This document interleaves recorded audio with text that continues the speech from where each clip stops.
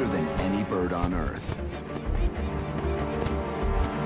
He dives at 200 miles per hour, taking aim at his prey.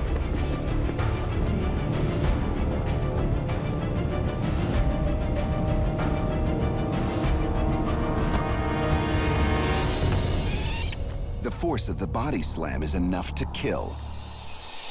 Then he uses his dagger-like talons to bring the pigeon to the ground. But if the bird is still alive, one sharp peck can sever the spine and finish the job.